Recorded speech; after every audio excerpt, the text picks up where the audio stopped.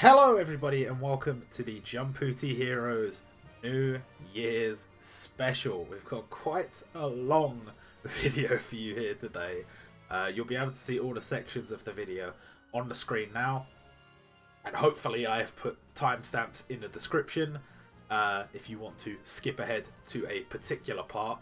One part might interest you, one might not. It is going to be a long video after all. But I'm hoping you all had a nice little festive period.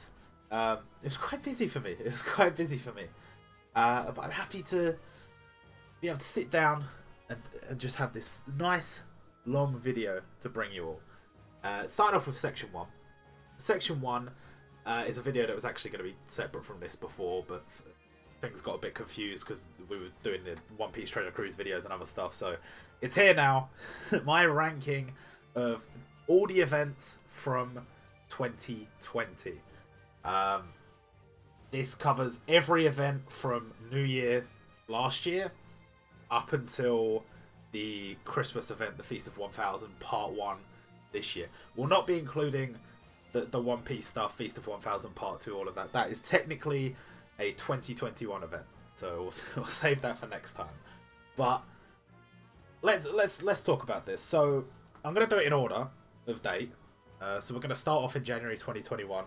We had the New Year's Day event, which added Mugetsu Ichigo, or Final Getsuga Tensho Ichigo, as well as three New Year themed units, Arale, Kaiba, and Lucky Man, and then a Gacha Isobe. This event was about the same size. Well, it's about the same size as our New Year event this year. But what I find particularly interesting is this was one of the only new series we got for the entire year in Isobe. Obviously, we know that in 2021 we're going to be getting some more new series, and that's good. But for 2020, there weren't that many. So a few bonus points for adding a new series. Dr. Slump content's good. I mean, it was. I really like Mugetsu, despite the fact that his sprite is maybe a bit outdated. But for a 1 week event, we got like 5 new characters. I'm gonna put it up here for now, because I do think it was a pretty nice event for a 1 week event. But there's some really strong events this year, so I think some other ones will go above this. Next up was the Hoshin Engi Puti feature. Again, it was another about 1 week event. Started on the 8th and ended on the 17th, so it's a bit longer than a week actually. I quite enjoyed this event, but it was a tiny bit lacking in content. Bear in mind, we got 3 standard gacha units. We only got like 2 event units, so it's not great. It's not great for having stuff to do, especially for the length that it was. And as much as I did enjoy it, it just kind of reminded me that I wanted more Hoshin Engi content. So I'm gonna put it down here. There's not gonna be many events down the bottom, I don't think, but there's gonna be some. Next up we have the Naruto Feature Festival. This is Naruto.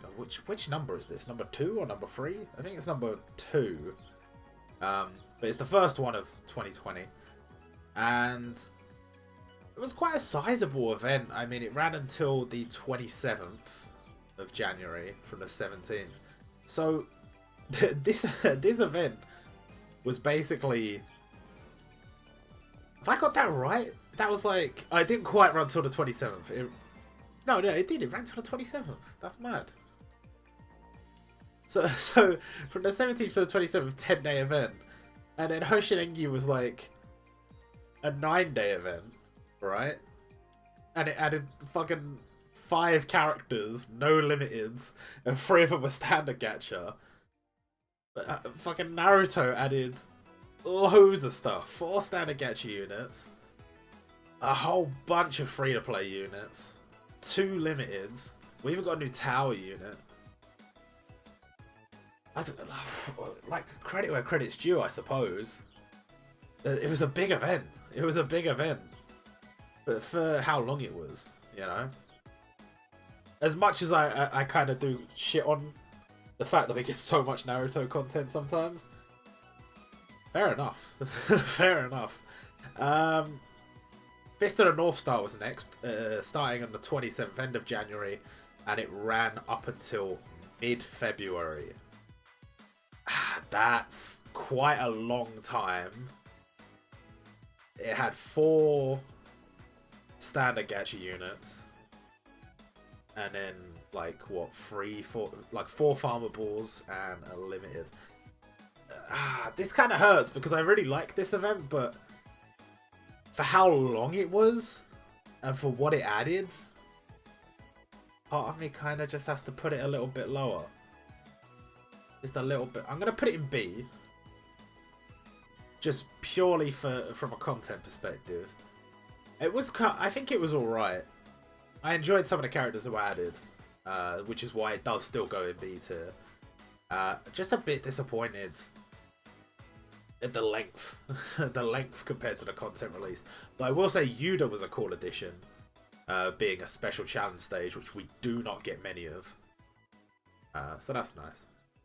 And then from the 14th, which I believe at the time I was expecting to be a Valentine's Day event that added We Never Learn, how wrong I was, we had the 476 event, which that ran until the 27th, so basically 2 weeks. And we got a lot of content. We got 2 limiteds. We got 4 standard gacha. And then 1, 2, 3, 4, 5, like 6 free-to-play units. This was kind of a dope event, I gotta be honest.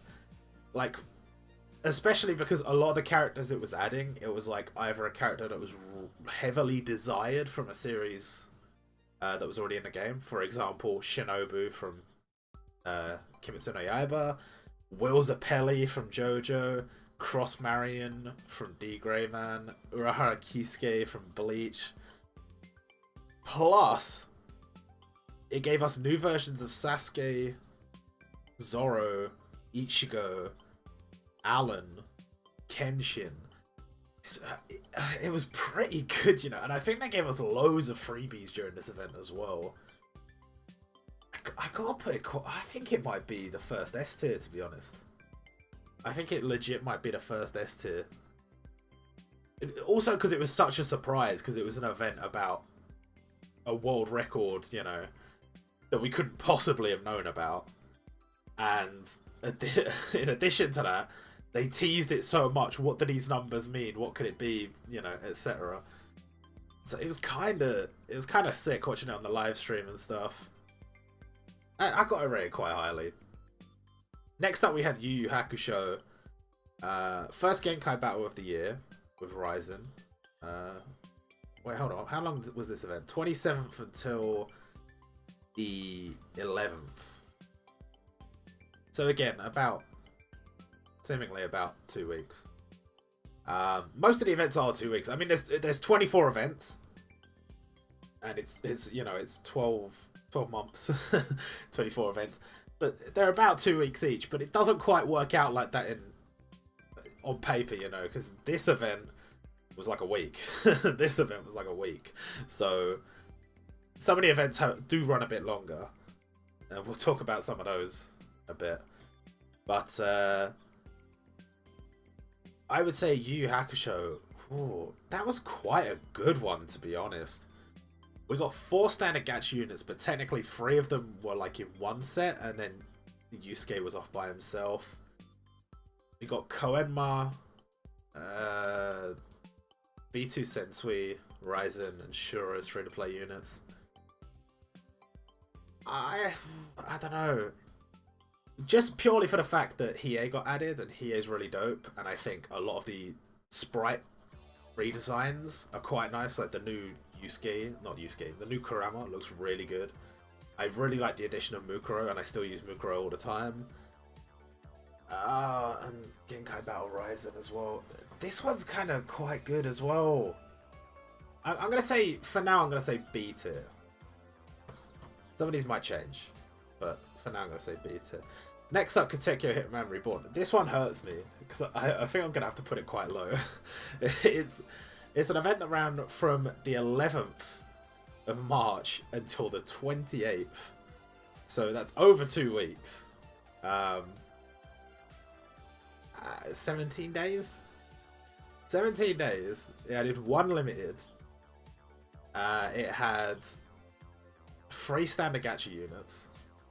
And then like 4 free-to-play units. Only one of those stages was even remotely difficult. And that was Byakuran. And it wasn't that difficult. And then everything else was just kind of like quite a quick farm. And then nothing. Like, technically we did have like a countdown during this period. Like, at the end of this event, we had like a countdown to the 2nd anniversary. But that was all just like reprints and giveaways, like campaigns and stuff. And that ties in more to the 2nd anniversary than it does to Katekyo Hitman Reborn. So this kind of has to go low, especially with the disappointment of Suna being so PvP focused. This might be D. This is D. And that really makes me sad, because you guys know I do love Katekyo Hitman Reborn, but obviously we're getting another feature festival this year. It's going to be good this time, guys, I promise. It's gotta be. 2nd anniversary, this has to be quite a strong one, because we got like, what, 3 weeks of content from the 28th of March until the 22nd. Oh, so almost a month. Almost a month of content. Basically a month of content. In that time, we got 2 new limited characters. And then how many standard gacha? Like 4 new standard gacha, I think. 5 new standard gacha in that time. And then like 1, 2, 3, 4, 5, 6, 7, 8, 9, like 10 new free-to-play units. One of them was a tower unit, to be fair. And one of them was that weird Light Yagami stage where everything was like locked off and you had to like farm another stage to have a chance to farm his stage, sort of thing. It's a strong event though, you've got to be honest. I know a lot of people weren't particularly happy with like the goodies we got during that event, because when later events in the year came around, the rewards we were getting were so much better, and it made you look back at the anniversary and be like, well, what the hell? What the hell? You released 2 limits, I didn't have any rubies to pour on them. I think for that it just misses S tier, but that's the only reason. It was a month-long event, and the rewards weren't necessarily on par with it being a month-long event. But there was a lot of good stuff. There's a lot of good stuff. Kimetsu no Yaiba next. This came out for my birthday. My birthday is 26th of April, and they brought Tanjiro out the day after my birthday. So I was feeling blessed, because you guys know how I feel about Kimetsu no Yaiba. We got 3 new standard gacha. We got 4 new farmables, and we got Tanjiro and Rengoku. And that was from the 22nd until the 8th of May. So, just over 2 weeks. Over 2 weeks, but I don't want my like biases to come in here, because I know I'm really biased towards Kimetsu no Yaiba. But this was like a really cool event. I don't know. I don't know what to do. I don't know where to put it. Like part of me is saying like, bro, S tier. But like, I don't know. It was such a hype moment on the game. It really was. I know so many people were so excited to be put in for Rengoku and Tanjiro, and it helped the fact that they were really good. Really, really good. The content, the amount of content we got, it's about right for how long the event was. Considering we had 2 challenge stages. When I say challenge stages, I mean stages where you fight a version of the character that gives like a costume or something, and it's a lot harder. We had Akaza and Zohakten, and Akaza is one of the hardest stages in the game still. which could be a downside to some people, but I like having the harder stages because if I can't beat it, that gives me something to work towards later. I don't know. I don't know. I just remember the game popping off at this point. I'm gonna put it in A. For now. I might move it up to S. Because S is gonna be kind of dead towards the end. So I might move it up. We'll see. Next up we had Dragon Ball. From the 8th of May until the 26th of May. So how long is that? Apologies for my bad maths. 8th of May until the 26th of May is like 1 week, 2 weeks, 2 weeks and like 4 or 5 days. And in that time, we got 2 limiteds. We got 3 standard gacha. We actually got quite a few free-to-play units, but I cannot forget, and this is something that is important. Zarbon, Reikum, Ginyu, and Krillin were all from the same event. So it was cool that we got all those free-to-play units, and at least Ginyu and Krillin were very useful. I think Zarbon was good for something as well. But it was just farming the same event. It was just farming the same event. So for me, it was a bit weird. Oh, actually, no, we got another standard gacha, didn't we? We got 4 standard gacha, because we got Gohan as well in part 2 of the event. I think this event was okay. This event was okay. The only down points are the fact that all those 4 characters were from the same event. The fact that the standard gacha units, while I do think Piccolo and Gohan's specials look really good, I really thought Vegeta's didn't look very good. The sprites are good enough. Goku's sprite is disappointing to me still to this day. Because it looks good, it just doesn't look like Super Saiyan Goku from Namek. I don't know. It was okay. It was okay. Maybe it's one of these. It's got to be one of these. Just to keep it even, I'm putting it in C, but it might go up. It might go up. Next up, we had My Hero Academia, which ran from the 26th until the 12th? No, it didn't run until the 12th. It ran later, I think. Oh, this one's a bit complicated because this event had 2 parts, and then afterwards there was like a dead period leading into the next event.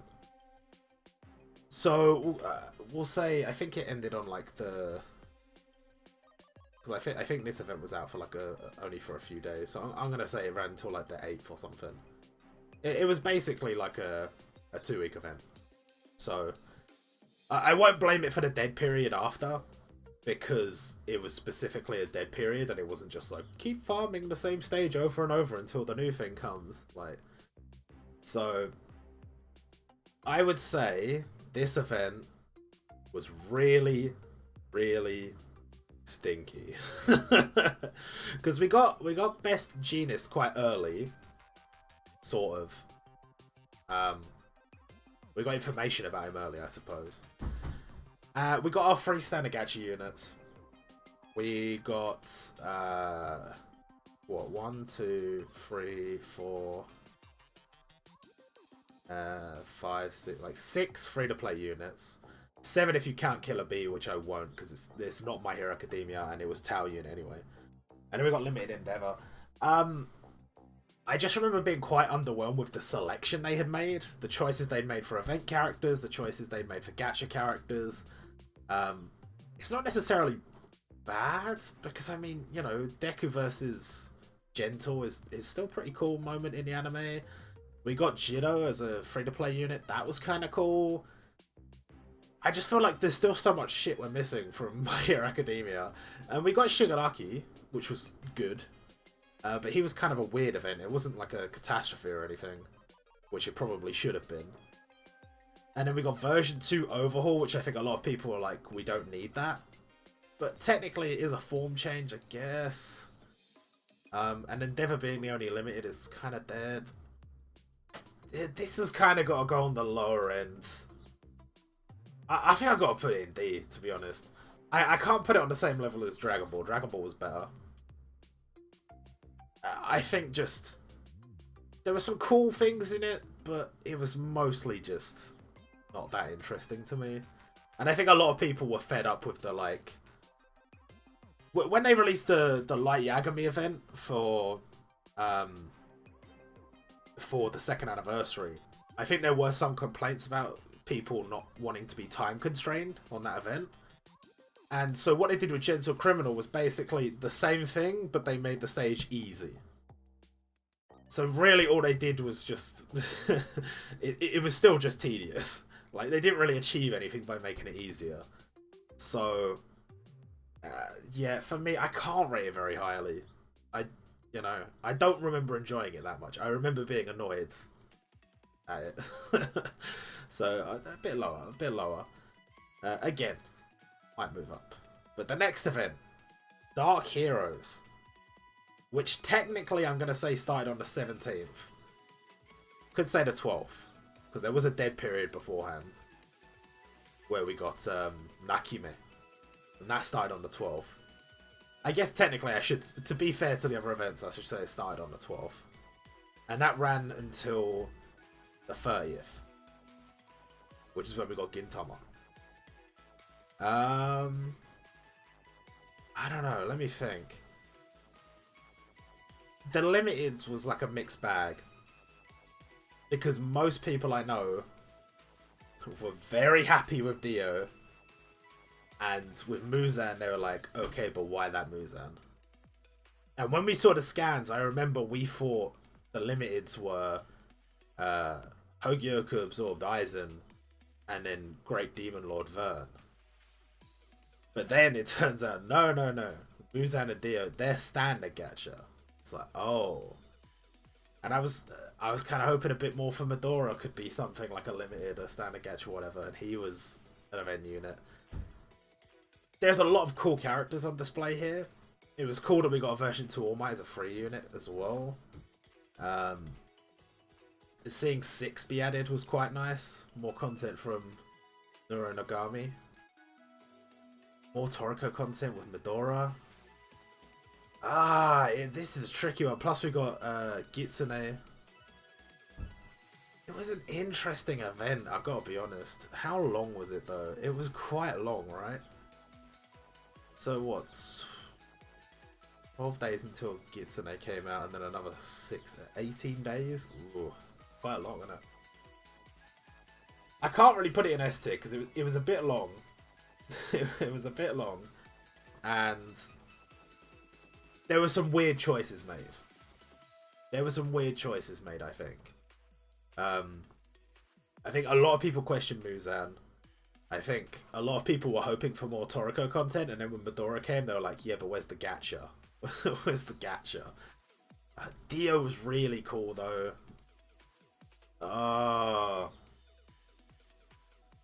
B.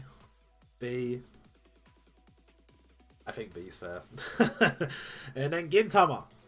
Gintama ran from the 30th until the 17th. The following month. So, quite long. What, like 18 days? Something like that? Only one limited in that time. The end of the event was mostly Unity Battle. Oh, this event was too long.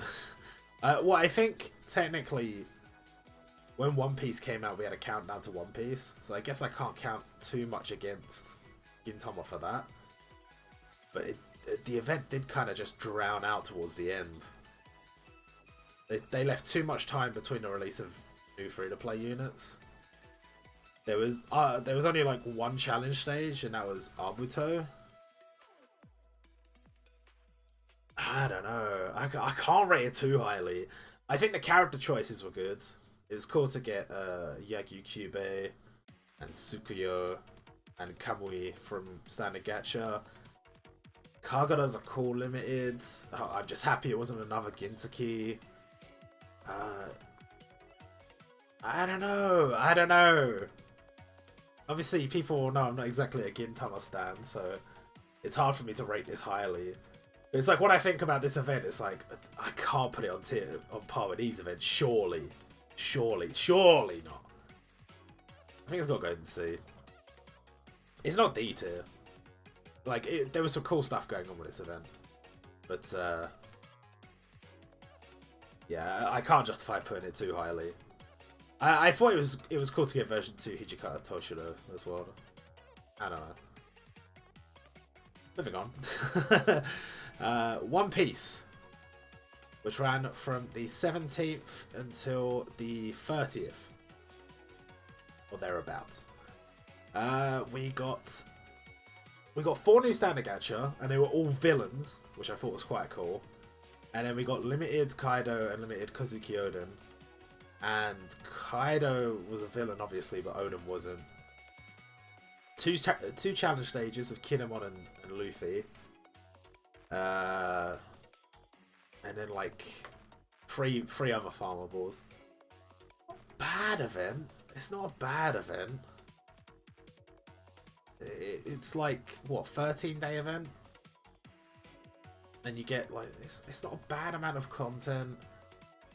The only thing is, I think there was a countdown before this. So I've got to count that against this event rather than counting it against the Gintama event. Because I know that they do the countdowns to, like, get people hyped for the events and to bring back some of the old stuff. But for people that have been playing for more than, like, 6 months, they just don't... No one cares. No one cares. I don't know. I think it was really a cool concept to have the villains as the standard gacha. There aren't that many standard gacha villains. And I did like that we got Vivi. And to be fair, I liked that we were getting Kazuki Oden. You know? It's not Oden's fault that the devs made him stinky. It's not the devs. It's the devs' fault. It's not his fault.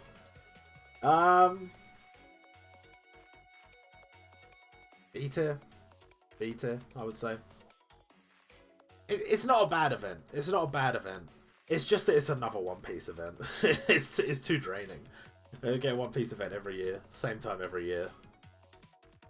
Anyway, moving on. We have Bleach from the 30th until the 13th. So 2 weeks. 2-week event.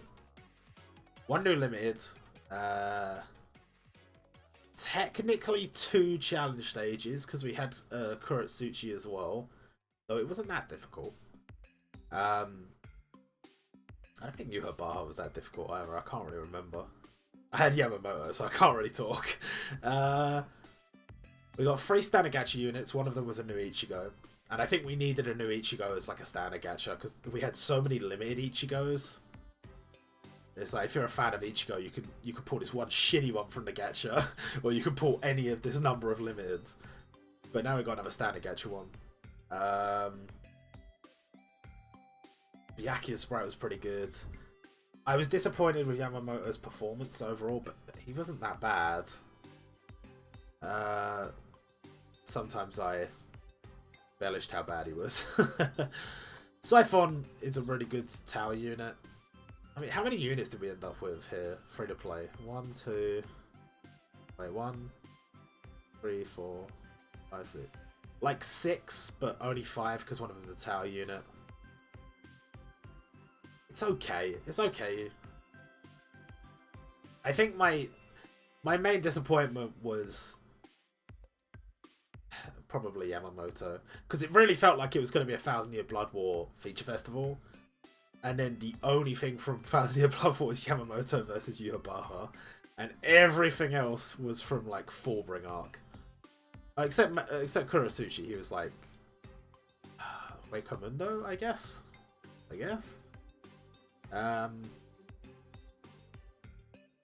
don't know. I think I won't put it too high. I'll just stick it next to One Piece. I think that's fair. I think that's more than fair. Saint Seiya, which ran from the 13th until the 31st, so just over a 2-week event. 2-week and end time. We got 1 new limited, 1 new challenge stage. 4 new standard gacha units. A new coin shop unit. And then a bunch of freebies. What, like 4 free-to-play units other than that? 5 free-to-play units? It's a nice... It was kind of nice because we got Shiryu, finally, from the Taiwan version. But he wasn't a limited.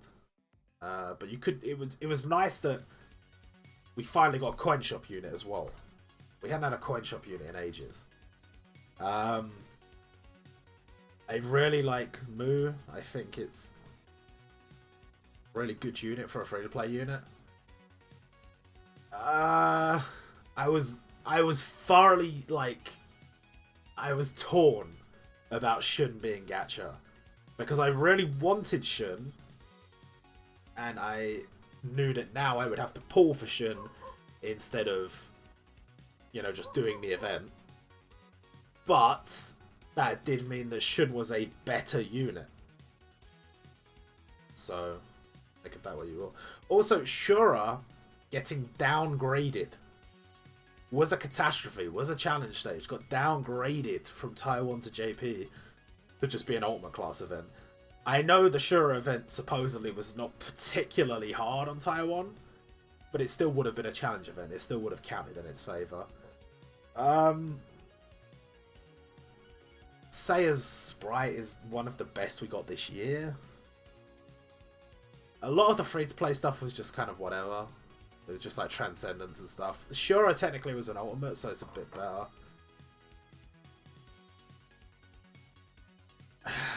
This is tricky. I don't know. I think it was cool to finally get this content, but part of me when stuff like this comes out is like, okay, but it was on the Taiwan version. What new stuff have you added? And in terms of new stuff, we got 2 new characters. So for me, that does bring it down a little bit. Beat it. For now, beat it. I wanted to put it in A because I really like Seiya, but I think it's got to be beta. Next up, we had JoJo. This event was a little bit controversial. Ran from the 31st until the 14th. And the reason it was controversial is because it had 5 standard gacha units and a limited. So we ended up with what? 5 free-to-play units? 5 free-to-play units. 5 standard gacha and a limited. Now 11 characters is about... 10 or 11 characters is about what you expect from a 2-week event nowadays. But, because 5 of them were standard gacha, it meant we had 5 event characters. And a lot of them were like non-standard events. Like, Seko's thing was like a sugar cube farming event. And prosciutto you obtain from doing like special missions and stuff. So... I don't know. I felt like it felt dry. It felt like there wasn't a lot of content while we were playing it. Giorno introduced a new mechanic, which is cool, but I think everyone was hoping it would be Gold Experience Requiem Giorno, and then the other Giorno would be standard gacha, and then Diavolo challenge stage. Fair enough. That was alright. The fact that this was the only JoJo feature festival we got this year puts it a bit on the disappointing side. I'm gonna put it there. I'll put it there. I'm fine with putting it there, because as cool as it was to be getting part 5, I think this event didn't quite live up to my expectations. Next up, we had Kochikame. This was a really cool event because there was a lot to do for what it was, you know. It ran from the 14th until technically not the 28th, because the 28th was when the countdown for the next event ended, so it'd be 1 week before that. But until like, oh no, but that's when Lemon came out on it. I don't know. I guess it did run until about the 28th. Yeah, so this event, like, it didn't have a lot going on. It was only really, it was like a 2-week event. We got 2 standard gacha units, 1 limited, and then like 1, 2, 3, 4, like 4 free-to-play units. For 2 weeks, that's not a lot of content, actually. Now that I think about it, that's not a lot of content. Well, there's no way with that much content I could put it higher than, say, JoJo. Surely not. I don't know. I think I really like the ideas at play. Maybe the execution left a bit to be desired. Because we only had one challenge stage, and it was like an additional stage to Neruo's stage. So it was a transcendent challenge stage. So I mean, it wasn't that difficult. I feel like there was a lot going on, but a lot of it was like not stuff you used to farm units. And bench clearing brawl, I just really didn't care about. It wasn't interesting to me. I know it was supposed to be like a challenge stage, but the rewards were kind of dead. I don't want to do this. I think it's in D tier. That's a shame. I didn't hate the event. I quite enjoyed the event, but I think it wasn't as good as it probably should have been. Next up, we have the 2.5 anniversary. I don't actually know where to put this because it gave us so many goodies. It gave us so many goodies. But part of it giving us so many goodies is because Hashirama Senju was so expensive. We got 3 standard gacha, Genasagiri, Kohaku, and Jackie. We got limited Tezuka and Muso Hashirama. And then we got Chrome, Kinro, Spartacus, and Sanada as free-to-play units, and Madara. Plus, we had the whole, like, building the ship thing. Which I am quite fond of those events, because it means, like, if you're having, like, a day where you, like, have a lot to do, you could just go on and quickly just spam your stamina on that stage. And you can come back and do the other stages that require you to pay attention later. I don't know.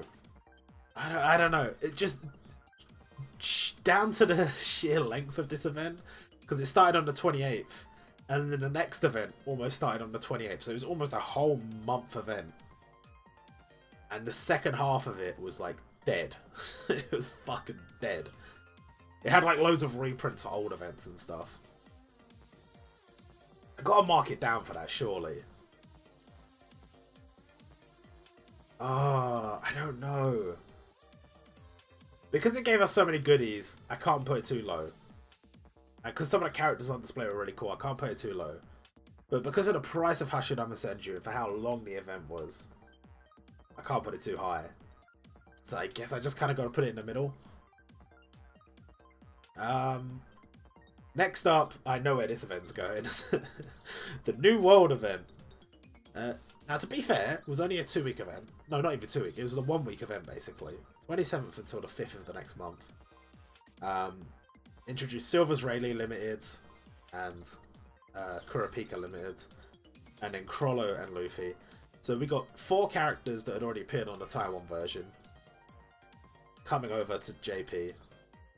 And that was it. There was nothing else. I know, as much as I know this was only a 1-week event, so I shouldn't judge it too harshly. After the time we had spent from 2.5 anniversary of not a lot going on, to then have a 1-week event with not a lot going on. I think we got Leorio's Awakening and some other stuff in there, but nah, for me that's D tier. That's D tier. I can't justify putting it too high. I just remembered Kochikame also had like a Legend Summon and like Awakening stages for the, was it Honda and Keiichi? Maybe like that. Actually, maybe like that. Yeah. I like that. Next up was Kimetsu no Yaiba 2. A lot of people will say that they shouldn't have done 2 Kimetsu no Yaiba events in 1 year because a lot of the series get oversaturated, so to pay that much attention to one series is kind of a drag. But there was so much cool stuff on display with this event. So it ran from the 5th until the 19th. 2-week event. We got Zenitsu as a limited and Yorichi as a limited, which was cool. We got Doma and Kokushibo as challenge stages, which was cool. Genya was one of those special farm and evolve stages. We got 3 standard gacha. Kaigaku as a transcendent. And then we got our first explosive breakthrough. Is that what we're calling them? Explosive breakthrough units in Inosuke. And I feel like a lot of people really knuckled down to play the game when Inosuke came out, because they were really trying to do all those stages. People were trying to find the fastest way to do all the stages and stuff like that. I only finished my Inosuke like a couple of weeks ago.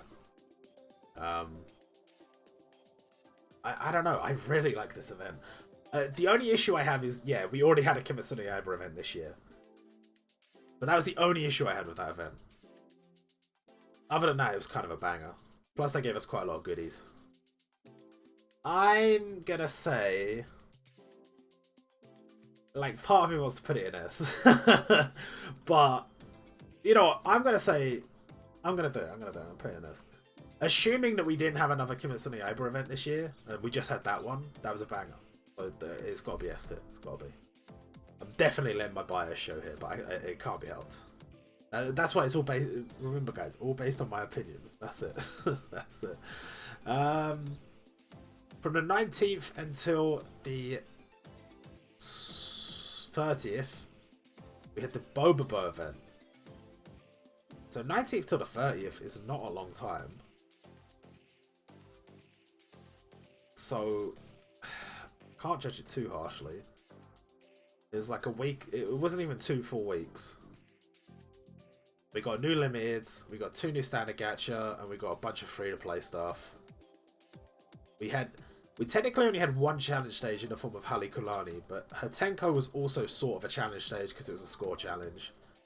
We had 1, 2, 3, 4, 5, 6 free-to-play units, plus evolvers. A soft on. I really quite like this event. I really quite like this event. I don't know. I'm tempted to put it quite high. I'm gonna put it in A tier. I'm gonna put it in A tier. Yeah. I don't know much about Bobobo, but I've really enjoyed this event. I thought it was quite good. I thought it was cool that a lot of the units were really useful as well. Yeah, I'm content with that. Next up, we had Haikyuu, which ran from the 30th until the 15th. So about 2 weeks, just over 2 weeks. It's an amount of content, if I remember correctly. We got 3 standard gacha, 1, 2, 3, 4 free-to-play units. It's a bit small on content actually. And we got limiteds, Hinata and Kageyama. It was a bit, for 2 weeks, it's a little bit light on content. A little bit light. Only 1 challenge stage, which was Bokuto, and if I remember correctly, it was very, very easy. And then there was nothing else to really challenge you for the rest of that event. Actually, yeah, I remember being somewhat disappointed in this event, so I'm going to put this here. And then we have the last event of the year, Christmas, which I thoroughly enjoyed. We got loads of goodies, loads and loads of goodies. 3 standard gacha units. They revisited a lot of series that hadn't had much love, while still paying attention to the big series to bring the money in. I really thought the sprites were top tier for this event. I think this is an S tier event. I think it is. I think that's an S tier event. Now, are there any changes I would like to make before we move on to the next part of the video? Oh, I don't know. See, when you look at it like this, it looks really weird. It looks like I put Kazuki Oden like in B tier and then all these down here. Part of me really wants to bring Kochikame up 1. Part of me really wants to put Kochikame up 1. I won't. I think Kochikame set us up for the Bobobo event, and the Bobobo event ended up being just a better version of the Kochikame event. That's what I think. I'll put it up to C2. It's fine. I mean, this game rarely misses in terms of content, so... Is there any of these I would move up to A tier to make it all look sort of balanced? And then maybe rearrange these as well. I don't know. Dark Heroes was pretty good. I really want to put Dark Heroes up. Alright, let's order these. I'm gonna put Dark Heroes up. Let's move Saya up because I really like that event. I can't put it that low because it gave us so many goodies. Bleach event I remember not being that big a fan of. Well, it was good, but compared to these ones. I'll put Naruto down the end of this.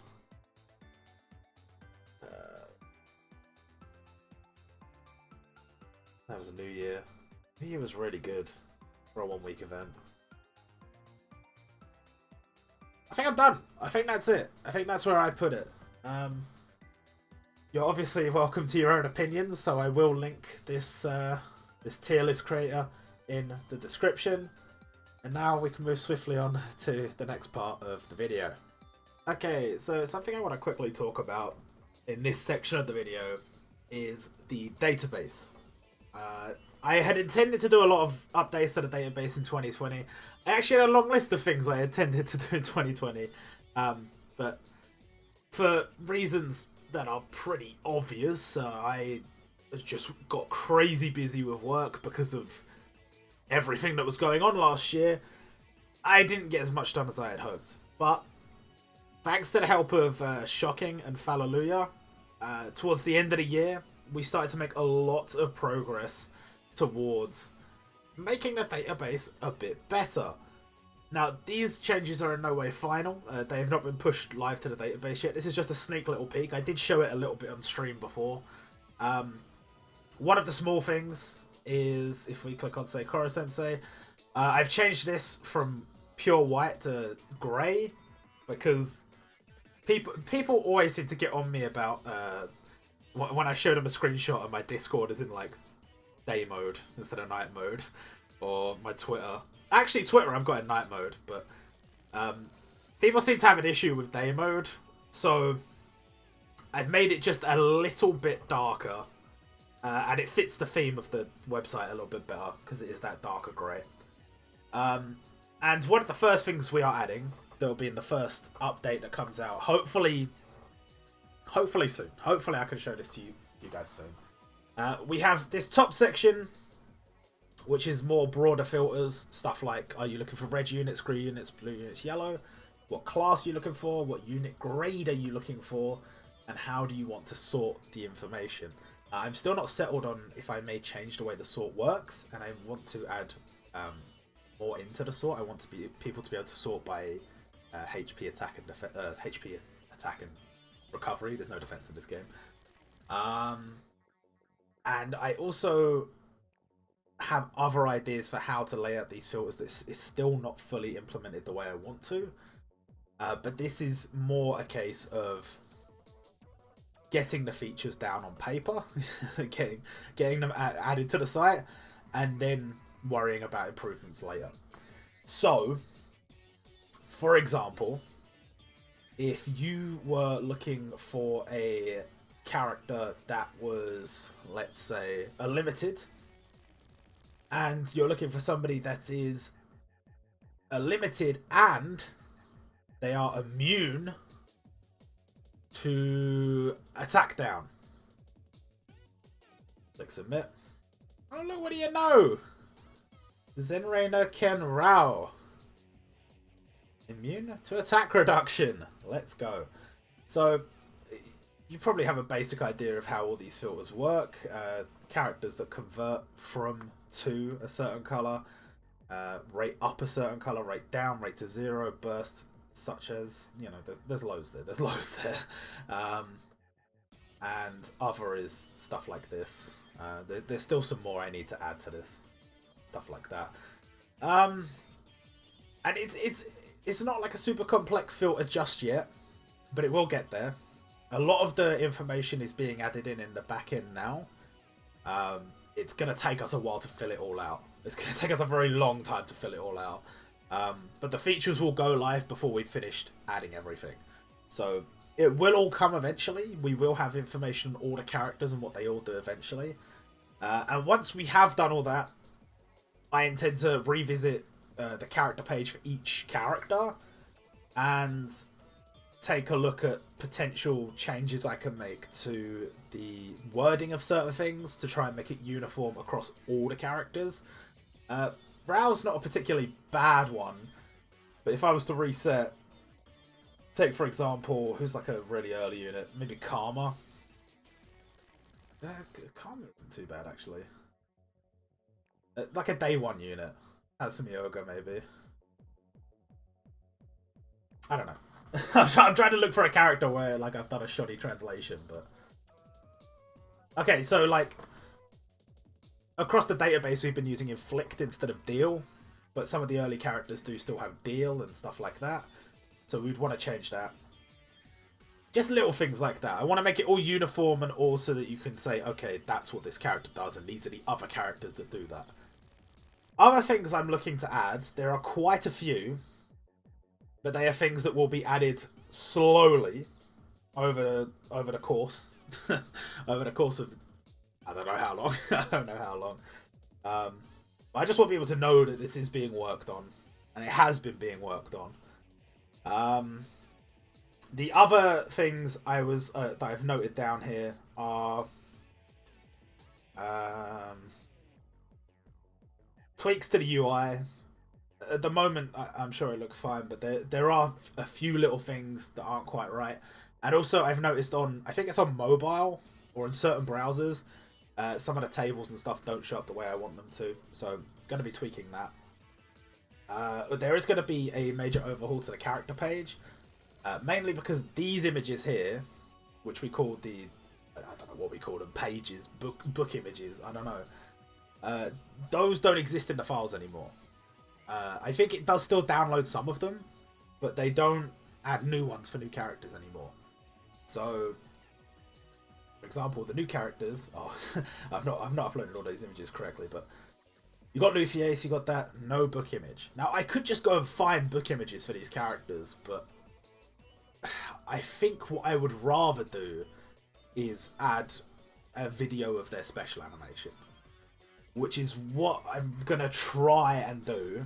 It's going to be very time consuming, but I think it's something that, I mean, I have most of the characters in the game. I don't have all the limiteds, and there's a lot of standard gacha I'm missing, but after the pool update and stuff, I'll have a lot of the standard gacha too.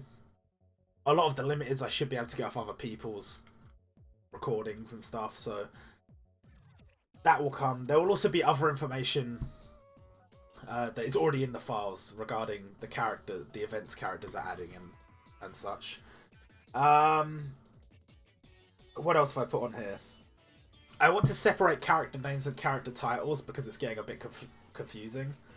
And also it will help me line up all of the badges a bit better. You can see Koro Sensei is a little bit higher than Nagisa here. I'd like those all to be in line. And the best way to do that is to have the title appear on one line and then the name appear underneath. And then for characters that don't have a title, they'll just have a blank gap above their name where the title would be. I'm going to try and do that, but I couldn't get it to work in a satisfying way. The gap was a little bit too big. So I'm going to have a think about that, maybe change the fonts and stuff. We'll see. Potentially someday down the line adding level 6 skills, because a lot of these characters you will not have at level 12, and it's not really a good idea to tell people, oh, this character's really good at level 12 when it's a standard gacha unit and they shouldn't be using jewels on it really. And I'd also like to add some more. We've already kind of got this table, but it's not finished. Character aliases table. So for example, if you went up here to search and you typed in Yusuke, you would get, Yusuke, but you'd also get Fujisaki Yusuke from Sket Dance. I would like it to also show up on here when you type in Bosun, that you would get Fujisaki Yusuke from Sket Dance. So I'm looking to add that. Let's see what else. The character page update is the one I'm thinking is going to be very good. The next big one after we finish the filters. And the level 6 skills are important in that, I suppose. I also want to add full information on each series and each character. So a lot of this stuff is already in the game. We just need to get it and translate it. But basically saying, what is this series about? Who is this character in the series? What purpose do they serve, I guess? Some of the ones in the game are useless. Like that one guy from Gintama whose character description is it's just the same word over and over and over and over and over again. But a lot of them are quite good. So I would like to add more information on the characters in the series. So you could say, for example, click on Marco and it would say One Piece, and you could click on One Piece and you could say One Piece were created by Eiichiro Oda, brief synopsis of the series, and then shows you all the characters from that series. We are looking to add that. But yeah, basically, there's a lot I want to add, and I just wanted people to know that yes, it is something that's being worked on. Over the course of the Christmas New Year period, things have been very hectic, and for some reason I decided to make a bunch of videos which made it even more hectic. But we are resuming in 2021. We are going to be working on these videos. These updates in 2021. And if you have anything that you want to see on the database, I mean, as long as it's not something I've read out here already, it may or may not be something I've thought about adding. But you can suggest it, and we can take a look at it. Just send me like a DM in Discord or something, or comment it on this video, or whatever. And we'll look into potentially adding it. But the bottom line is I really want to update this and make it a more powerful tool for people to use. And if last year had not been such a rough year, I think we'd be in a lot better position with this. But I'm very grateful to the two people that work on the database with me, Shocking and Fallelujah. Thanks to them, it's been a lot easier. And hopefully in 2021, we can bring you a much better database with much more information. And one of the big things down the line that currently is not even in in production, but will be, is I do want to do a full event database that people can have all the information they need in order to beat events, and all the information they need to find out where they have to go to get certain characters, so on and so forth. So all of this stuff in the works. But yeah, that's it for this section. Just wanted a quick moment just to talk to the people and tell them what the plan was. Okay, now we're going to be looking at my character prediction bingo from last year. And we will be making another one later in this video, making our predictions for 2021. But let's talk about the predictions for 2020 first, because that's something. That's something. I did better than I maybe thought I might have. However, there was definitely a lot of misses here. There was definitely a lot of misses. Is this a good size? I think this is a good size. So, start off, yes, we got Rengoku. Job done, lads. That was a good prediction. Hinata. We got Hinata. Job done. Good prediction. Chad. How did Chad not get in this year? We actually had a Fallbring event, which is one of the only arcs where Chad is, like, actually getting some proper screen time. And I don't know. It didn't happen. So, no Chad. Sadly. No Momo. I mostly bring that down to the fact that a My Hero Academia event, for some reason, was like, yeah, we really need to add Sunny and Ejire before we had, you know, the rest of like the main cast. So, a bit disappointed there. Chi-Chi. Bro, Chi-Chi, like, fair enough we didn't focus on that arc from Dragon Ball. But Chi-Chi I still think was a solid guess. Like, with Chad, I think, you know, it's just not worked out for us in the past guessing that he would come. With Momo, it was kind of speculative, because even if they were going to add characters from the class, you don't know that it's going to be her. So, okay. Chi-Chi I still feel like is a really strong pick from Dragon Ball. And she may make an appearance in my bingo for next year. Cascade, that was a happier headspace. We were in a happier headspace when we were predicting Cascade coming to Jumputi. Which is funny because Makibao was actually used on the login bonus for Christmas. And we worked out in Discord the other day why that was. It's because on Makibao's back is Chubei. Chubei is a rat. And then we have Lambo as the login bonus for New Year for 2021. And that's because it's the year of the rat. And then 2021 is going to be the year of the ball. But it's a bit strange because it's not Chinese New Year. So, I mean, I guess we kind of knew they weren't doing a Chinese New Year event. But, yeah, I guess that's why they've done that. So, Cascade, I think, was maybe too optimistic.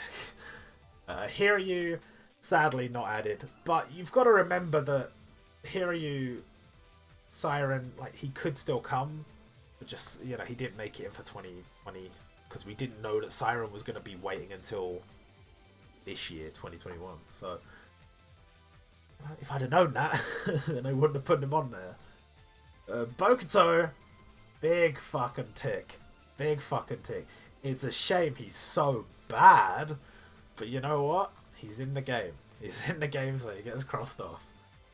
Aoyume, again, just happier headspace. Like, I thought, yeah, we're gonna get more Wingman content. No. Sasagawa Ryohei. You know, shortly after I predicted this, we did get a Katekyo Hitman Reborn event, but no, he was not in that event. Such a shame. We must get him this time though, right? He must be in 2021. He'll probably stay on the bingo for next year. Rizu Ogata from We Never Learn. I don't know what's actually happening with We Never Learn, because it was suggested that it was one of the winners of the survey, and then after that, like ages later, they said, "Oh yeah, like we're gonna get new content from the survey winners." The winner of the survey was Siren. It's like, okay, well, you didn't mention Siren before, so what's the situation there? And then they started talking about Busa Renkin and Boruto and Siren getting content. And Boruto's had its content. It'll probably get more later at some point. And then Busa Renkin and Siren are going to be in an event together. So where does We Never Learn fall into this? I do not know. But again, maybe wishful thinking just a little bit that we would get it so soon after it had been announced as a winner. Denji from Chainsaw Man. I still stand by the fact that we should have Denji in Jumputi. I know, like, they try and move away from stuff that's like too gory, too violent. Like you look at Super Saiyan Goku, it's like there's not a hair out of place. There's no blood. There's nothing like that. So Denji, who is almost always covered in blood, might be a problem. But like I said when I made this originally, a lot of the color pages and stuff, he is not covered in blood. He's covered in like stuff like paint. It's like blue. It's green. It's different colors. So they can do it. They can do it. I stand by that one. Date Mito. Of all the ones I thought I'd be checking off of this row, that's a big check. And I suppose I should put some more Otokojuku content on it this year, because we are expecting Otokojuku content.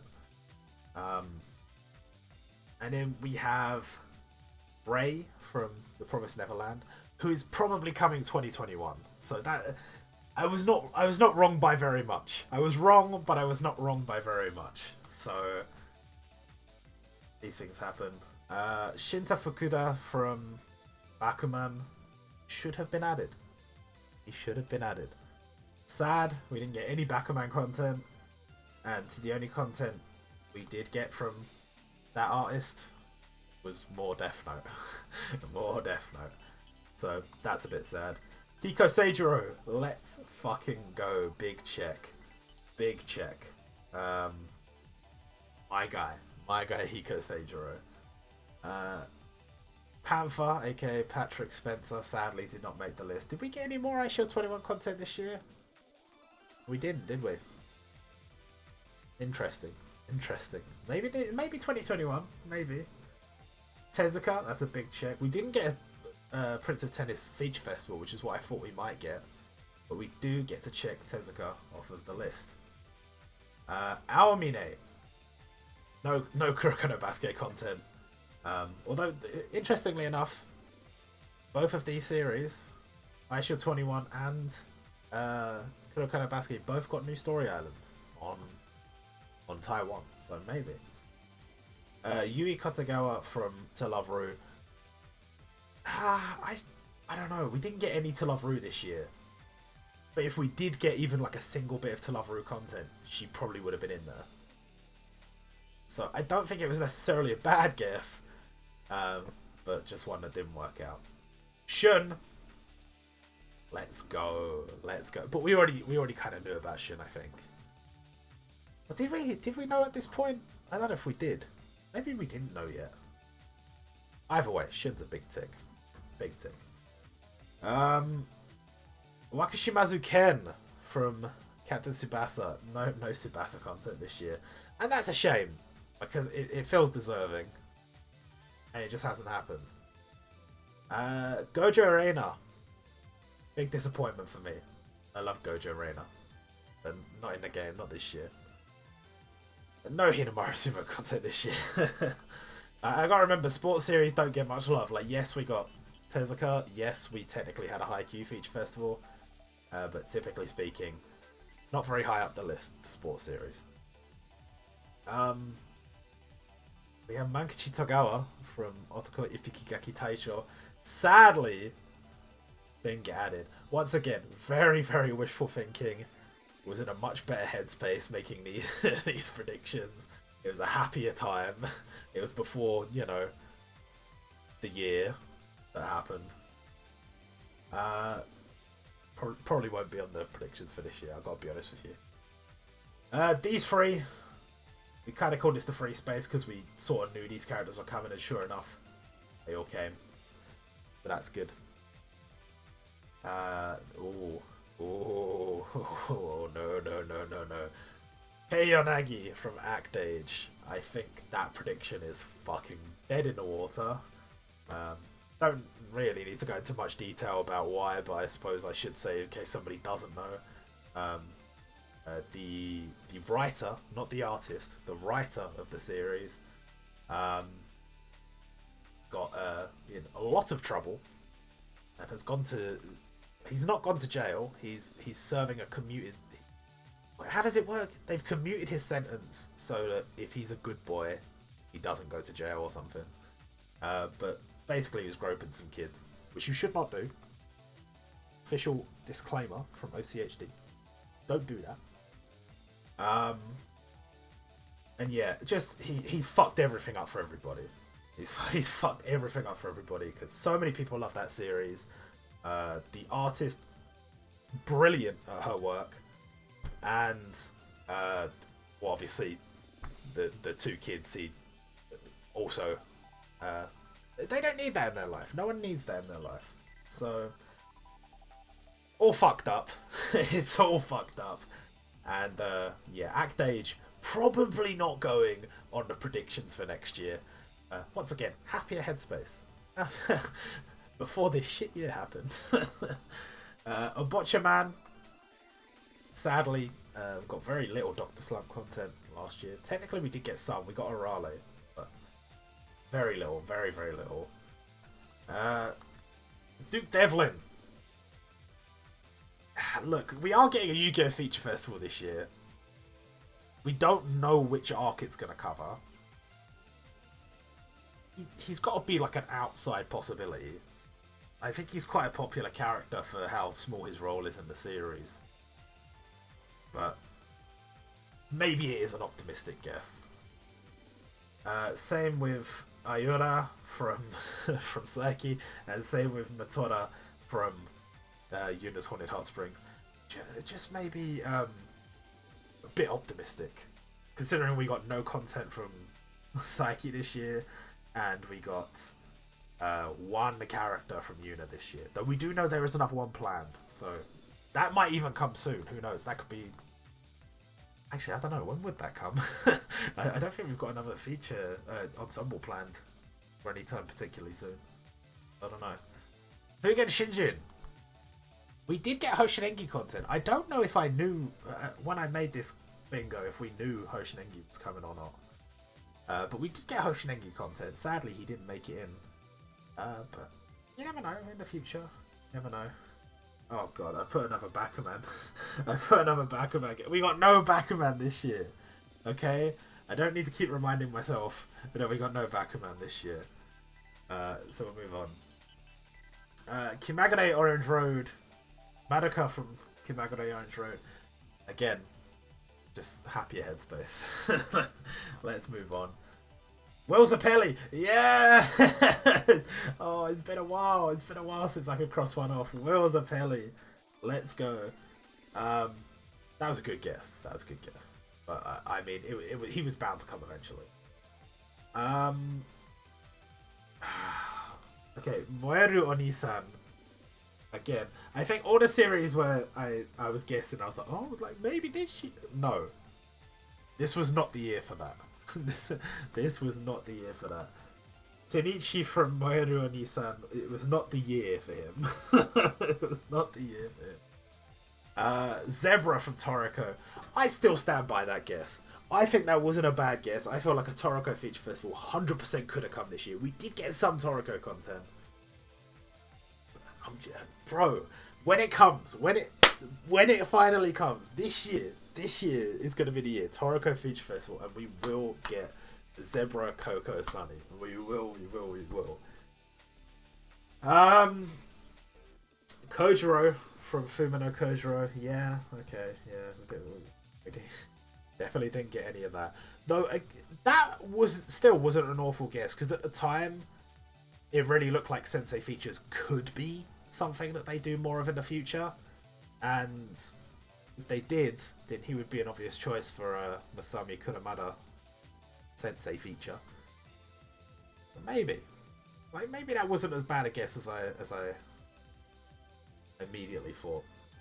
Honmaru from Magical Tanaruto-kun. Yeah, that was wishful thinking. That was wishful thinking. I don't think it's a horrific pick simply because he is still the protagonist of that series. And at least when you're predicting a protagonist from a series that's already in the game, it's not too bad. But no, obviously didn't come. Tokito! Moichiro Tokito from Kimetsu no Yaiba. Let's go! Let's play a game. Let's predict all the Kimetsu no Yaiba characters that land this year. Yes! You know, maybe it wasn't an obvious pick. Rengoku was an obvious pick. Tokito maybe less so. But I could never have predicted we would get 2 Kimetsu no Yaiba feature festivals. I was certain we would get 1. But 2 was a surprise. Suika from Dr. Stone. I think I've just missed that one by the tiniest little bit, and that's so annoying because we did get Dr. Stone content. And like it wasn't quite a feature festival, but it was, you know, still Dr. Stone content. And then fucking it's coming out next year, like the start of 2021 we're getting Dr. Stone content. So Suika will probably be in there. Definitely will be staying on my predictions. Yeah. Ramen Man. We know that there is some Kaneko Man stuff planned. We don't know what it is, and we don't know when it's coming. We just know about another Kaneko Man, another Suguru Kaneko in the files. But yeah, a shame. I don't think that's a bad guess either. We had a Kaneko Man feature festival that year. So 2020, I thought maybe we could at least get a handful of units. I don't think it was a bad guess. I think possibly predicting some Lucky Man content might have been a bit optimistic, but you never know. I think I probably only predicted that because we had just... Wait, when did we get Yonaoshi Man? That was like late 2019, I think. And then we had like a new Lucky Man stage for New Year. So I think I just had it in my head that it was a possibility, which clearly it wasn't. Yuji Itadori from Jujutsu Kaisen. Okay, so it hasn't been added yet, but surely in 2021, Denji and Yuji, surely. I'm okay. Look, I'm gonna be real with you. Takao Taniguchi and Sakura and what's his name? Robota. Okay, what was I thinking? Okay, but to be fair, I was still thinking Sensei features at the time, but that was still like a terrible guess. That was way too optimistic. Okay, bro, this guy has to come to the game in 2021, and this guy has to come to the game in 2021. They will be staying on my list. And of the last ones, well, Hyusei I don't think is a bad pick ever. Hyusei could come at any point, because I know one of the devs likes World Trigger. I know that World Trigger is big enough. I know that they're going to include content from post Weekly Shonen Jump. There's no reason why Hyusei couldn't just appear in any random ensemble or even in a World Trigger feature festival that could happen. So, we shall see. But I think that's not a bad pick. Hibari, big tick. I just realised I crossed those guys off, but obviously they're not added to the game. Hibari, let's go. Big guess. Props to me. I got 50% of my Katekyo Hitman Reborn guesses right. Yeah, you know, that one is like, I'm happy we got him. So that's one of those guesses where I made it thinking about, I'd really like to see this, and then we actually got a Katekyo Hitman Reborn feature festival, so that was cool. And then Sakuragi Hanamichi, who has not arrived yet, and I think, to be honest, it seems like there's probably some kind of issue with it. I'm still hoping that that's not the case, mainly because Sakuragi did show up in Ori Collection, and I don't see any reason why, if he showed up in Ori Collection, he couldn't show up in Jumputi. But there may be an issue with some of the contracts that the manga artist in a way has with like other game companies or stuff like that. I don't know. Typically those things aren't an issue, hence why there's like 100 Dragon Ball games and the Dragon Ball characters can still show up in Jumputi, stuff like that. But there might be an issue in this specific case, I don't know. It might just be that they're saving it for a big occasion. But I've, like I said, a lot of these predictions were made in a positive time. I was thinking about oh yeah, we're gonna get this, we're gonna get that. Some of these won't make the list next year for next year's picks because I'm just sad. I'm just sad. I don't think I'm gonna put Sakuragi on there because I genuinely don't believe it's gonna be added this year. I think it'll probably be.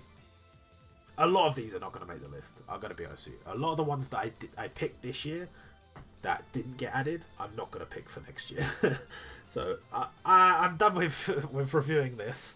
My overall, I'll give myself a D- for that. I'll give myself a D- because it wasn't complete shambles. But a lot of the picks I did get right were the really obvious ones. The only ones that were like really good shouts, I would say, are Date. Because I was like, bro, we're gonna get Date, and then bang, there he is. And that's probably it. A lot of the other ones were really obvious. And yeah, I will now be showing you my new list for 2021. Now it is time for my 2021 Jumputi Heroes bingo. Last year I did say I would give out some sort of like prizes, giveaways, rewards sort of thing if I did well. But I didn't. Simply, I did not. So, what I have done is I have made what I would say is a far more realistic predictions board. And, you know, some of the same rules still apply. You know, I'm still not trying to put more than 2 characters from the same series in there. I'm not... Like, with newer series that aren't in the game yet, I've only put 1, because I don't want to, like, spam it. And anyone that is already 100% confirmed has been, like, we've seen the sprite, we know it's coming, they're not on the list. But, just because a character isn't confirmed, if the series is confirmed, you can guess the character's going to come, so... a couple of those in there. Also, no version 2s or anything like that. It's all new characters. So, let's get started, shall we? And I really have tried to make this like a really nice balance of characters I genuinely like, genuinely want to see in, and characters that I think have a genuine chance. There are a few in there that I would say aren't super likely, but they're all within the realm of possibility. Like, compared to compared to the last one, the last one was shambolic. So we're gonna do better this time. Let's start off up top. Rin from Naruto. I assume my assumption here, realistically, is that we have got this Naruto event coming, and we know the kid Kakashi is there. But my thought is that this is still going to be an event that quite heavily focuses on the 4th Ninja War, but has a sort of flashback to the 3rd Ninja War sort of section at the side. They did something similar with the Dragon Ball event last year, where it was mainly Namek, and then they had that one other bit that was the future arc, or the Trunks' past or whatever. So I think it'll be the same here. We know Kakashi's coming, so it's a given. I'm actually going to do these in order this time. I didn't do that last time. Number 2, Taiju from Dr. Stone. If we don't get Taiju, I would be very surprised, because we've already had a mini Dr. Stone event and he didn't get in. And he plays a role in the Stone Wars, so that one for me is a pretty solid pick. Followed by one who is returning from last year's bingo, Chad. I couldn't take him out. I need to see Chad, guys. I need Chad to be in the game. And I was also thinking about putting in Brook. I haven't put Brook in, spoilers. Because Chad and Brook seem like the 2 characters who like definitely should be in that aren't from their respective series. So hopefully we will see Chad. Next up, Jolene. I've counted all the JoJos as one series. There is another JoJo character in here somewhere. But I have decided to go with Jolene mainly because I think it is very likely we will see a Part 6 feature festival. But in terms of other JoJo content, I don't necessarily know how they would put it in, where they would put it in. So I don't know what we're going to get and when we're going to get it. But I would say Jolene at least has a very good chance, because even if they don't decide to do a Part 6 feature festival, they might release a version of her as part of some kind of JoJo ensemble or something like that at some point. Next up is Chi-Chi, returning from last time. I am still confident that she will be added. I strongly feel that the next Dragon Ball feature festival should be early era Dragon Ball, and if it is, then she has a very good chance of getting in. Next up, I'm happy with this pick. I think this is a really good pick, this next one. It is Canon from Saint Seiya. I think this is a really solid pick because we have a load of like Hades arc stuff on the Taiwan version that is bound to be coming to the JP version. And the last time they brought the stuff from Taiwan over to Japan, they kind of did a thing where they added just a little bit more to the Japanese version that wasn't on the Taiwan version. And I think they're going to do a Saint Seiya Hades arc. And when they do the Hades arc, they'll bring over all the stuff from Taiwan and then add a little bit more. And what's a little bit more? Gemini Canon. Let's go. I really think that's a solid pick. Next up, I have Hien from Sakigake Otokujuku. Under normal circumstances, I would say this is a very optimistic pick. However, we know for a fact that we are going to be getting more Sakigake Otokujuku content in the form of a feature festival. And so, realistically, it has to be somebody big from the series if I'm going to talk about them. And this is a former enemy turned good guy. You see that a lot in this series. I think he's a pretty solid pick. Moving on to line number 2. I've added Mujika from The Promised Neverland. There's not really any reason why specifically her. I don't want to go into too much details about her character because it is going to be talked about in the new season of the anime. But she was quite popular in the popularity poll, and I don't necessarily know who they're going to choose out of all the like random assortment of characters that turn up in that second season. But I think they will choose someone from that early bit. I don't think we're going to go too far into the main story, so I think Mujika's a good pick. And we know Promised Neverland is getting a feature festival. That much is clear. Next up, another one where we know this character is going to be added. Kozato Enma from Katekyo Hitman Reborn. We know we're getting a feature festival. We know it's themed entirely around the arc that he appears in. He's like the main character of that arc, essentially. Other than Suna, of course. So yeah, it's a given he's going to come. That one was an easy pick. There's a few of those. Next up, I've put in My Kujaku, or My Valentine. I think this is a really good pick, simply because Yu-Gi-Oh! We know is getting a feature festival, but we have no indication of what part of the story it's going to focus on. She appears in a few of the parts that I would say have a very good chance of being feature festivals. I think it's either going to be Duelist Kingdom or Battle City, and she plays a prominent role in both. So I would say I have a strong suspicion that she will appear this year.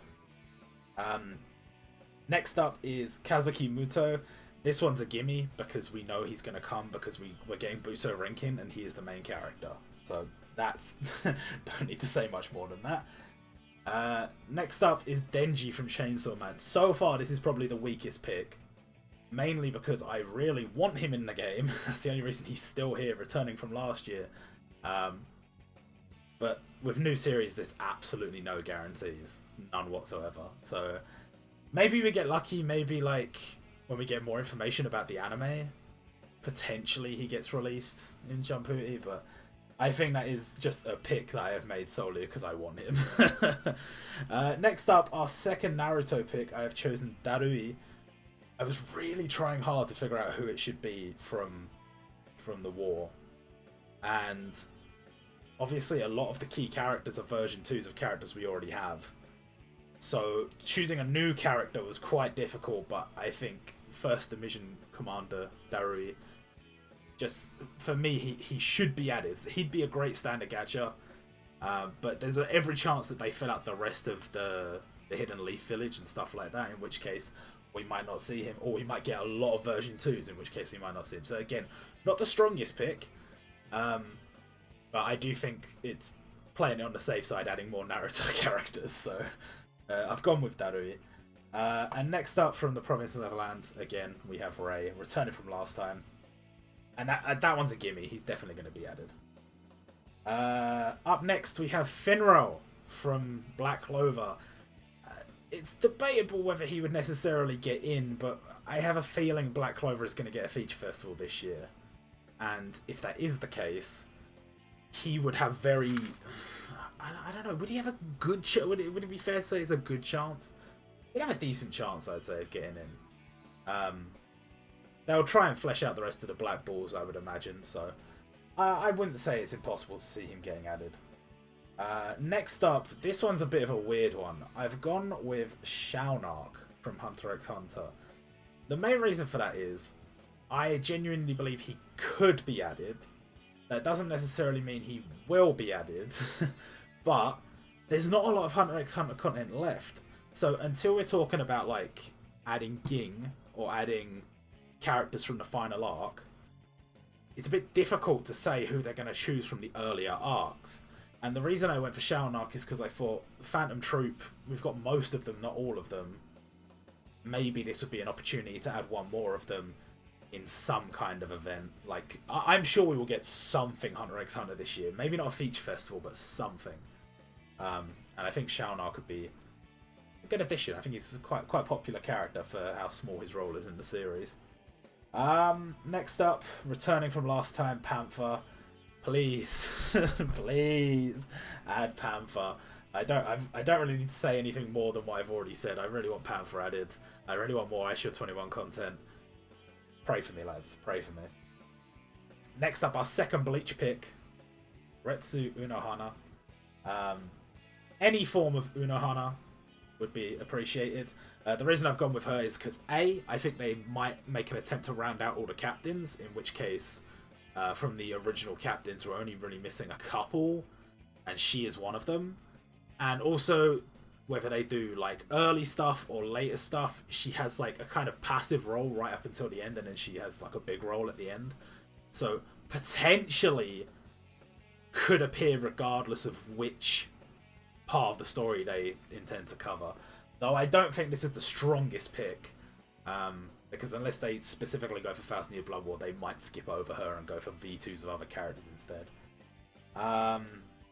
Next up, we have Damon Spade, our second Katekyo Hitman Reborn pick, and a pretty obvious one again, I think, is definitely going to be added with the next Katekyo Hitman Reborn feature festival.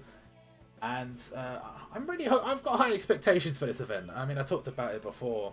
I think the Katekyo Hitman Reborn event last year kind of fell short of my expectations. So I've got high expectations this time, and I think Damon Spade will be hopefully a nice catastrophe boss or something. Next up, I'll put these two together. Momoshiro and Kaido from The Prince of Tennis. These two, for me, kind of need to be added. Prince of Tennis, you know, there's so many characters they can choose from, but Seigaku, we've got hardly any of the main roster. We've just got Tezuka, Ryoma, and Fuji. So this, if we do get a Prince of Tennis feature festival, I think it's basically a given that these two will be added. So it just comes down to whether we actually get it or not. I think banking on the sports series getting new content is tricky, but it could happen. It definitely could happen. On the next row, Ichiryu from Toriko. I said we need more Toriko content, and was I lying? I wasn't lying. More Toriko content. Ichiryu, I feel like, potentially is a unit they have already finished, and he was intended in another event to counter Midora, but they decided to put Midora in Dark Heroes, and then Ichiryu will be saved for something else. That's, you know, just speculation, but I think there's a very good chance that that is the case. Next up, our second Dragon Ball pick, Tien. Tien has to be in. Has to be in. And I think Tien is a very safe pick, because if we do get a Dragon Ball event, assuming they don't end up going into like Dragon Ball Super and stuff like that, which they shouldn't, but they may. They shouldn't. There's a very good chance it'll be either early Dragon Ball or Buu Saga.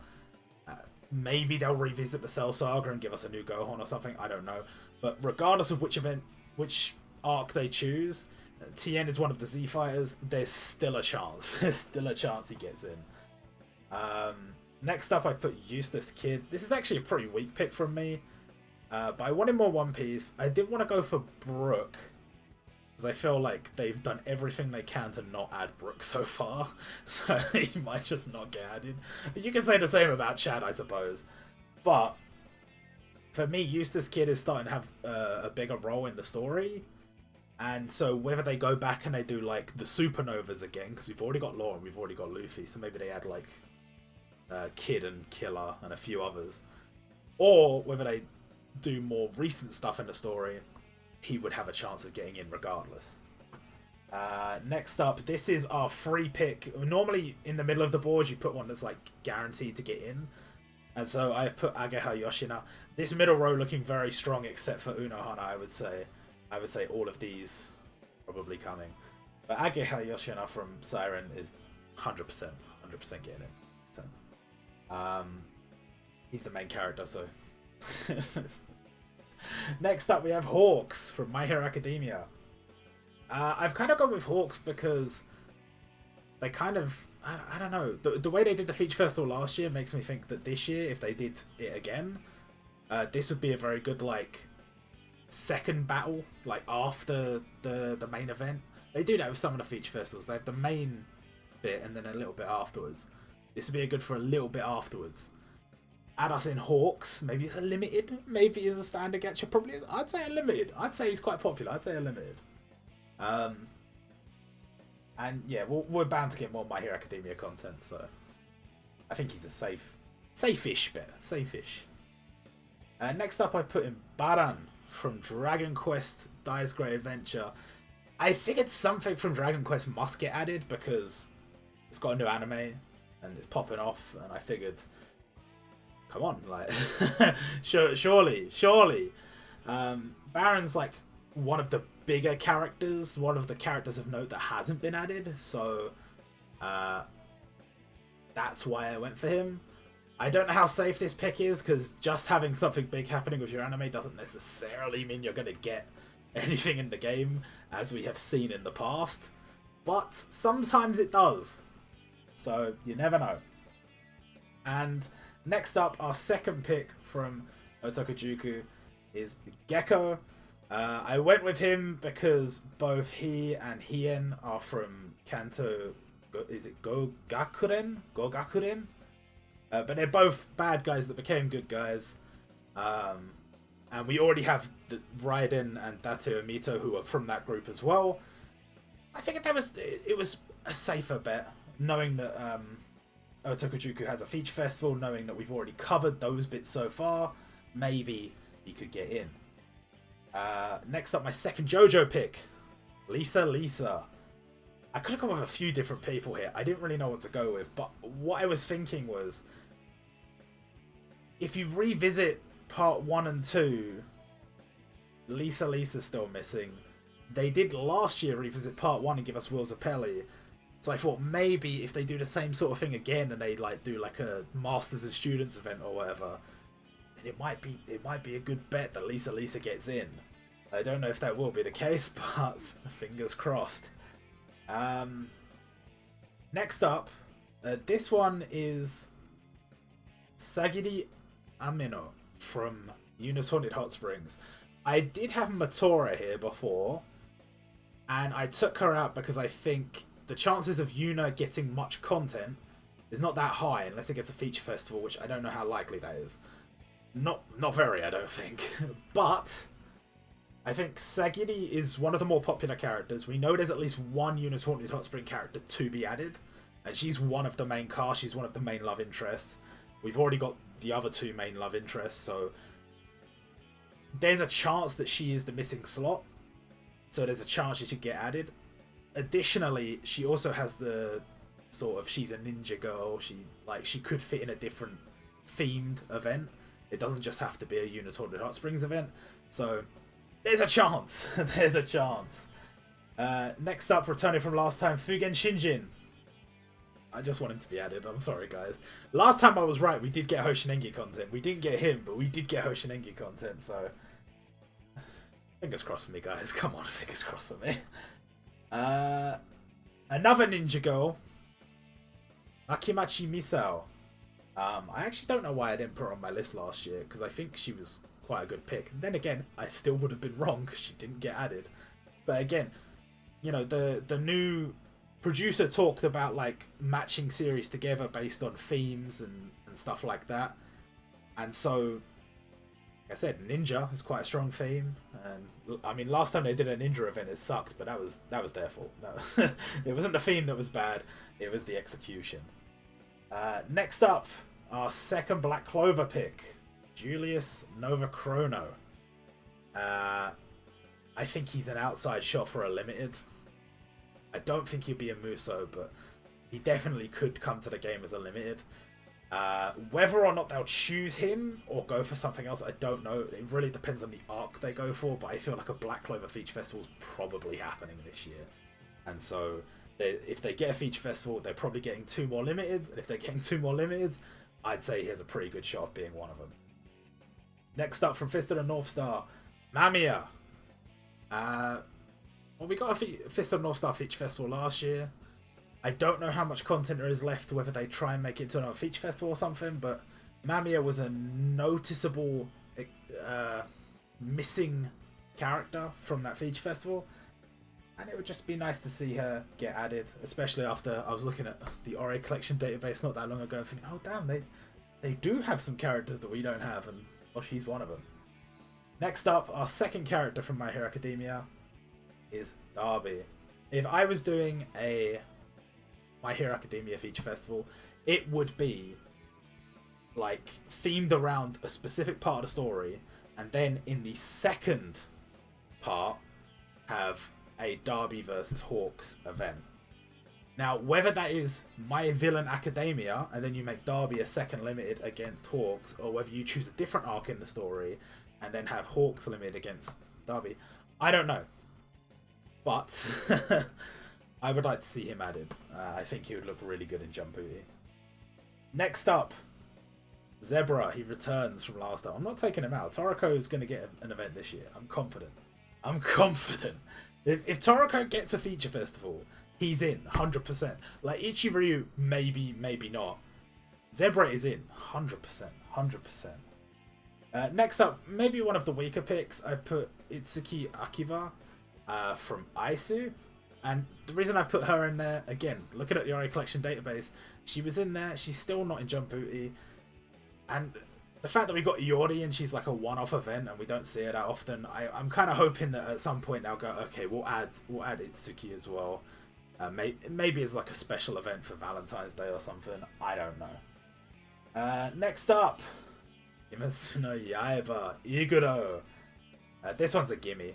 If they do any Kimetsu no Yaiba content, he's probably getting in. I don't know if we're going to get the Feature Festival this year, though. That's the thing.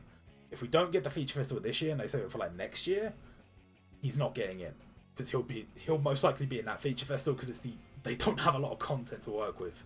And so when they do that final arc Feature Festival, he kind of has to be there. So might not have the best chance of getting in, but I figured it was safer to put Kimetsu no Yaiba content than to not put it, considering how the seasons have been going. Next up, Tristan Taylor, or Hiroto Honda from Yu-Gi-Oh! Our second Yu-Gi-Oh! Pick, and I would say, again, pretty safe pick because he appears in basically every major arc in some way, shape, or form, and so he's also like one of the main cast, one of the only ones missing from the main cast. So when we do get a Yu-Gi-Oh! Event, regardless of which arc it is, he has a shot. He has a shot. Next up, returning from last time, Suika from Dr. Stone. We know we're getting a Dr. Stone Feature Festival. Hopefully Suika will be in this time. Hopefully. I was so close last time with Dr. Stone. I was so close. So, maybe this time. Next up, Ramen Man, returning from last time. We know they've got something Kinnikuman planned. We know they've got something Kinnikuman planned. Just give me Ramen Man. Okay, cool. Next up, again from Kimetsu no Yaiba, Sabito. I would say this is, again, an outside chance for a limited. I know it's a bit of a weird one, but when you consider the fact that there's not much Kimetsu no Yaiba content left, flashing back to Sabito when he was alive, I think people would be kind of gassed about that. I think that would be a really cool unit to have added to the game. How it will fit into the game, I don't know, but we shall see. And now onto the last row, returning from last time, Yuji Itadori.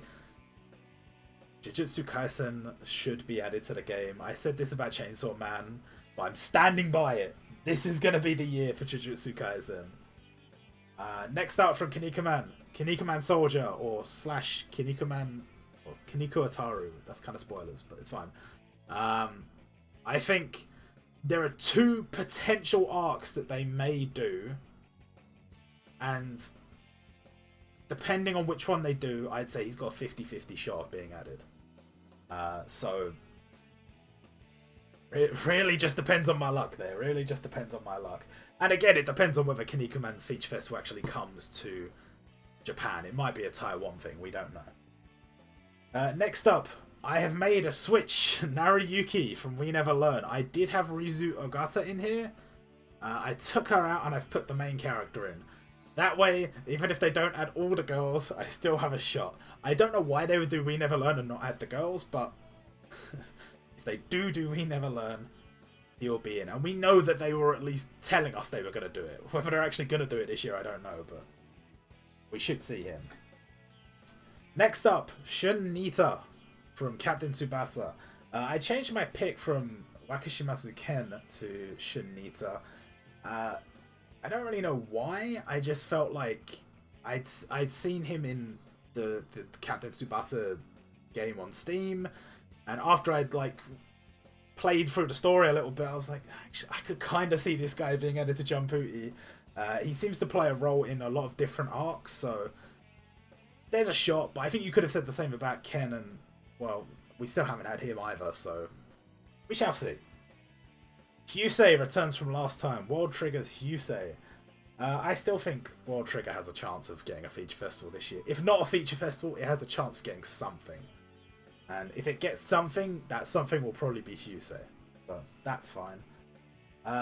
Next up from my list of series that need more content, Medaka Box, we have Hansode Shinanui.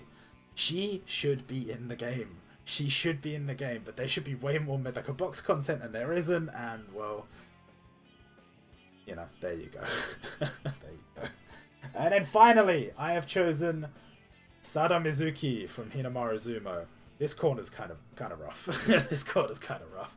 But I've gone with him because I really want some more Hinamaru Zumo content, and I've reevaluated and decided that he is a more realistic choice than Gojo Reina, even though I would really like to get Gojo Reina. So, there is my list. Let me know what you think of it.